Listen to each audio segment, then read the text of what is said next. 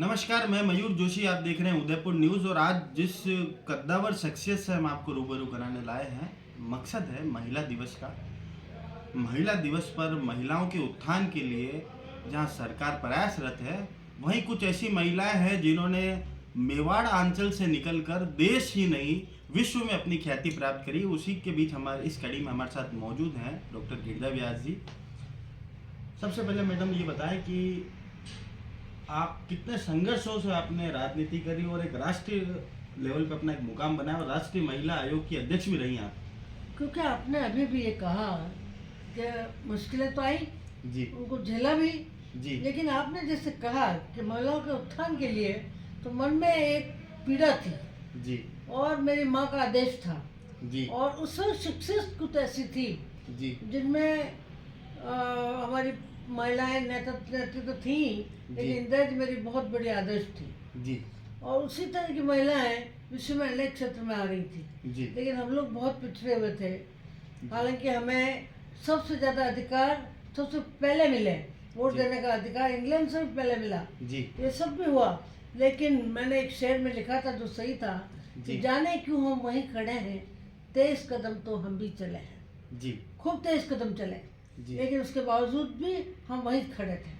तो मेरे उद्देश्य राजनीति में आने का भी जहाँ अपने क्षेत्र के विकास का था, जहाँ आम लोगों से जुड़ के उनकी समस्याओं को सुलझाने का था, वहीं यदि सर्वोपरि स्थान पर मैं रखना चाहूँ तो महिलाओं का उत्थान था, उनके करीब पहुँचना था, उनकी समस्याओं को सुनना था, उसमें क्या कमियाँ हैं उनको निकाल के बाहर लाना था, उनको उस काबिल बनवाने में अपना सहयोग देना था कि हम भी कुछ हैं। जी तो जब बोलती नहीं थी महिलाएं, जी फिर बोलने लगी। और इसीलिए मैं दूसरे शहर में इसमें जोड़ना चाहूँगी कि बंद होठों का है सबब कोई, जी वक्त आया तो हम भी बोलेंगे। जी उस वक्त के लिए ज़रूरत थी कि कुछ और नए कानून बने, समझ आ जाए। क्योंकि देखा जाए तो 4 चीज़ें बहुत ज़रूरी हैं। कड़े कानून का होना जी और उस कानून की अनुपालना होना। जी तीसरा है कि जागरूकता, जी और चौथा है मीडिया की भूमिका। जी जागरूकता में हम लोग समाज को ले सकते हैं और एनजीओज वगैरह के कार्यों को ले सकते हैं, जो जागरूकता उनमें पैदा करे, समाज में पैदा करे, प्रशासनिक अधिकारियों के उसमें पैदा करे, जी ताकि लोग चल सकें। चार को इसमें देखा जाए तो कड़े कानून हमारे पास हैं। मीडिया की अद्भुत उन लोगों का कार्य है कि मैं इसको भूल नहीं सकती। क्योंकि आपने अभी महिला आयोग का जिक्र किया, तो महिला आयोग में हमने जो 52 नए कानून बनाए, उसमें मीडिया का बहुत बड़ा रोल रहा। मैं उसके लिए आपके माध्यम से धन्यवाद देना चाहती हूँ। लेकिन जो उसकी अनुपालना करने वाली मशीनरी है, वो अनुपालना पूरी तरह से नहीं हो पाती। ये आकर के हम लोग अटक जाते हैं और समाज और एनजीओ में केवल इतनी करके रह जाता है। जो कार्य करने के समाज के भी और सरकारों के भी जो जागरूकता का प्रयास है, वो उतने नहीं हो पाते, तो उनकी जरूरत है।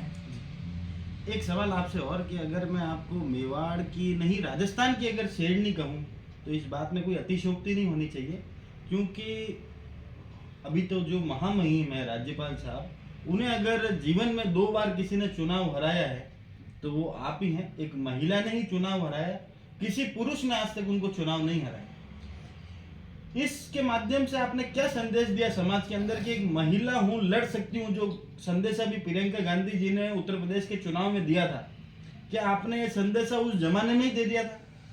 आपकी बात ठीक है, लेकिन एक शेर और इसके संदर्भ में, क्योंकि पिछले चुनाव में नहीं हारते हुए भी हार गई, कारण बहुत अनेक रहे। उस पर जाएंगे तो बात बहुत दूर तक चली जाएगी, उसमें हम नहीं जाते हैं। लेकिन ये बात जरूर है कि कहीं कहीं कोई अड़चन आ जाती है जिसमें हम लोग अटक करके रह जाते हैं। तो वहाँ पर आकर के अभी तेवर कहाँ बदले हैं इनके, अभी भी दौर है इनका, अभी भी सरा है, तपिश बाकी है। अभी मौसम कहाँ गुलाब गुलाबी का, उस मौसम गुलाब गुलाबी के आने में चारों की बहुत ज़रूरत है। सब महिलाओं की, प्रशासनिक अधिकारियों की, कानून की कड़ाई की और मीडिया की। चलें और हम लोग महिलाओं के लिए कुछ करें। अंतिम सवाल आपसे पूछना चाहेंगे कि चैनल के माध्यम से आज जो महिलाओं के साथ अत्याचार हो रहा है, अभी भी हम देखते हैं, आए दिन अखबारों के माध्यम से पढ़ते हैं, चैनलों के माध्यम से देखते हैं कि कहीं छोटी बच्चियों के साथ कुछ अन्याय हो रहा है, महिलाओं के साथ कुछ अन्याय हो रहा है। प्रॉपर्टी के अंदर जब सरकार ने स्पष्ट रूप से कह रखा है कि महिलाओं को भी बराबर हक है, वो आए दिन अपने कानून है। कानून है, उसकी बाद भी भाइयों और बहनों में लड़ाई की एक कला रहती है प्रॉपर्टी। इसको कैसे देखते हो और इसके लिए क्या कहना चाहेंगे चैनल के माध्यम से? सबसे बड़ी बात मैंने एक बात आपसे कही थी, एक तो जागरूकता।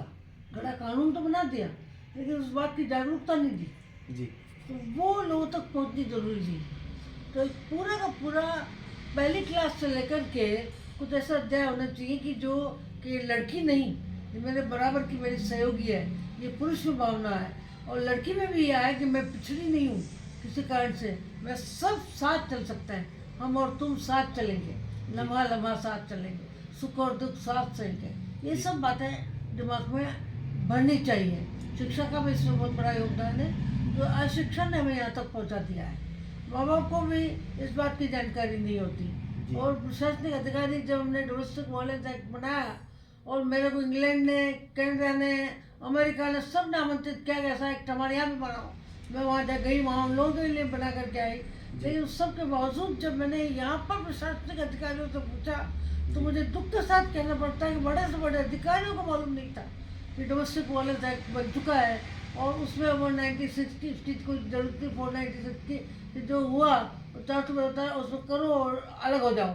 अलग हमें प्रयास करना चाहिए कि हमारे परिवार जुड़े रहें, एक प्रयास, दो प्रयास, तीन प्रयास, लेकिन उसके साथ एक बात कि महिला को वस्तु नहीं समझे बल्कि एक व्यक्तित्व का दर्जा दें, ताकि वो न तो कोई ऐसी चीज़ है जिसको उठा करके बाहर फेंक दिया जाए, और न कोई पूछने की वस्तु। हम लोग अपने व्यक्तित्व के हिसाब से जीना चाहते हैं, वो जीने का हकूक ही तो मांग रहे हैं, वो बात आने की जरूरत है। बाकी कानून बहुत अच्छे हैं। रेप की आपने बात की, उसका मुझे बहुत दुख है, और मैं यहाँ पर कोट करना चाहूँगी, खास करके मैंने पहले दिन से लेके जब मैंने महिला आयोग में कदम रखा था उससे लेकर के आज तक जो मुझे बात कचोटती है, और इसलिए हमने नया कानून भी रेप पे बनाया कि अब केवल एक्चुअल रेप नहीं है बल्कि छेड़छाड़ भी रेप की श्रेणी में आता है, उसकी डेफिनेशन भी बदली, और उसके लिए नया कानून बनाया, अगर नया कानून को पार्लियामेंट से पास करवाया, वो सब कुछ हुआ, लेकिन आज भी बहुत ज़्यादा केसेस हो रहा है। तो इसलिए मेरी गुजारिश है कि इस संबंध में समाज को भी पूरी तरह से, क्योंकि सामने निठारी केस आ जाता है कि इतने बच्चों को मार डाला गया, भ्रूण हत्या कर दी, तो आसपास के लोग भी नहीं बोल पाए, और इसी तरह से रेप हो जाता है 6 महीने की बच्ची के साथ और 75 साल की महिला के साथ, तो फिर हम क्या करें, हम कहाँ खड़े हैं? इसलिए मैंने शुरुआत में कहा था कि जाने क्यों हम वही खड़े हैं, 23 कदम तो हम भी चले जी। तो हमें और 23 कदम चलने की ज़रूरत है, और सबके सहयोग की ज़रूरत है। मुझे खुशी है कि आपने इस पॉइंट को उठाया और महिला तक मेरी बात को पहुंचाया कि हम लोगों को सबको आगे बढ़ना चाहिए।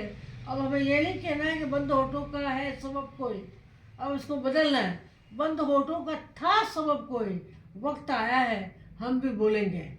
और मैं केवल एक उदाहरण के माध्यम से इसे समझाना चाहती हूँ कि जब महिलाओं पर अत्याचार होते हैं तो, और शादी के दिन ही बहुत लोगों को, महिलाओं को तो जला दिया जाता है। अमेरिका तक में बर्फ गिर रही है, रात का समय उसको घर से बाहर निकाल दिया जाता है, तो ऐसा समय में क्या करें महिलाएं?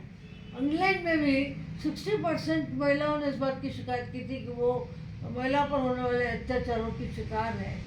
जो वहाँ इतने उन्नत देशों में भी हो, तो हमारे आसपास के देशों में बहुत ज़्यादा है, भारत में भी है, तो हमें थोड़ा ज़्यादा अधिक प्रयास करना पड़ेगा, थोड़ा तेज़ कदम और तेज़ करने पड़ेंगे, थोड़ा प्रशासनिक ट्रेनिंग और ज़्यादा करनी पड़ेगी, तो केंद्र और राज्य सरकार दोनों के हाथ में है।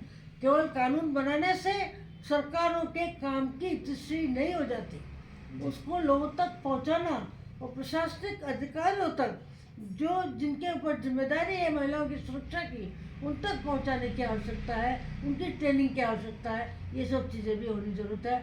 और मैं मीडिया को भी कहूँगी कि वो जो किसी भी महिला के अत्याचार को बताते हैं, उसके साथ उसकी रेमेडी क्या हो सकती है उसको बताना शुरू कर दें, तो बहुत बड़ी बात हो। एक निजी सवाल आपसे पूछना चाहता हूँ, आपने स्वर्णिम काल्य राजीव गांधी जी का भी देखा, नरसिम्हा राव साहब का भी देखा, इंदिरा जी आपकी आइडल रही, सोनिया जी के आप काफ़ी नज़दीक रहे। कांग्रेस के लिए सबसे बड़ी क्षति क्या मानते हैं, इंदिरा गांधी जी की मृत्यु या राजीव गांधी जी की मृत्यु या 10 साल के बाद जब ये बीजेपी सरकार आई, इन तीनों में से सबसे बड़ी रेमेडी किसको मानते हैं?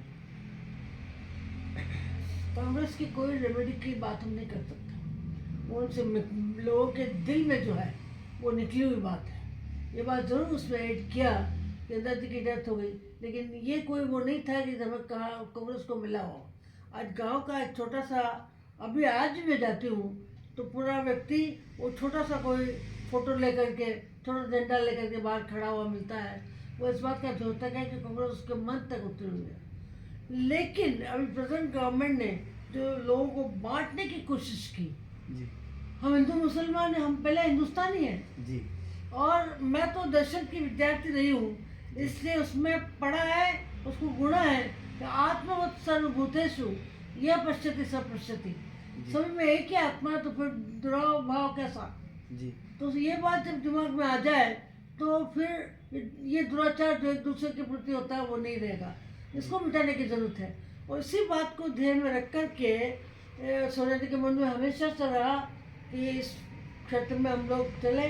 और राहुल जी ने जो यात्रा की उसमें मुख्य उद्देश्य यही था कि दिल से दिल मिल पाए, मन से मन मिल पाए। हम तो आत्मवत् सर्वभूतेषु की बात करने वाले लोग राहुल हैं। जी ने कहा था कि नफरत के बाजार में मोहब्बत बेचना मोहब्बत है। बेचना है, जी तो ये बहुत बड़ी बात है। उस मोहब्बत को, तो वो मोहब्बत कांग्रेस ने दी है, अपने हमेशा उत्सर्ग दिया है, अपना त्याग दिया है, अपना बलिदान दिया है।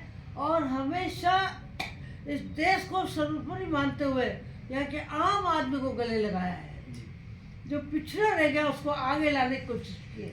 ये जो कानून बने उसमें 99% कानून कांग्रेस के सरकार में बने थे। और संविधान के पहले ही गोलमेज सभा में गांधी जी ने कह दिया था कि मेरे भारत का पहला उद्देश्य होगा कि सबको एक जैसा अधिकार मिले। जी। और जब मैं ये कहता हूँ तो मेरा मतलब महिलाओं से भी होता है कि उन्हें भी एक जैसा अधिकार मिले। आपने गांधी जी का जिक्र करा, तो गांधी जी और नेहरू जी ने जब पहली कैबिनेट बनाई थी, जब लॉर्ड माउंटबेटन यहाँ थे और पहली कैबिनेट बनाई, उसमें भी 2 महिलाओं जी। को उन्होंने शामिल किया था। और मुख्य विपक्षी दल जो था उस समय आरएसएस, उसमें भी से श्यामा प्रसाद मुखर्जी उस सभा में कैबिनेट में मौजूद थे। मौजूद। इसी के साथ मैं अपनी बात को समाप्त करूंगा। हमारे साथ मौजूद थी सुश्री गिरिजा व्यास जी, जो कि शान राजस्थान है, शान हिंदुस्तान है। मैं मेरी एक निजी घटना आपको बताकर अपनी बात समाप्त करूंगा। एक बार मैं आगरा गया तो वहाँ किसी व्यक्ति ने पूछा कि आप कहाँ से आए? मैंने कहा मैं उदयपुर से आया हूँ। तो उन्होंने कहा कि कौन सा? वो गिरिजा व्यास जी वाला उदयपुर। तो वो मेरे लिए बहुत ही बड़ा गंतव्य था और मेरे लिए बहुत ही बड़ा वाक्य था कि मैं उस जगह से हूँ जहाँ से गिरिजा जी हैं। कोटि कोटि धन्यवाद, आपने हमें समय दिया उसके लिए। और आपको और समस्त चैनल वासियों को अंतर्राष्ट्रीय महिला दिवस की हार्दिक शुभकामनाएं और बधाई। जय हिंद, जय भारत।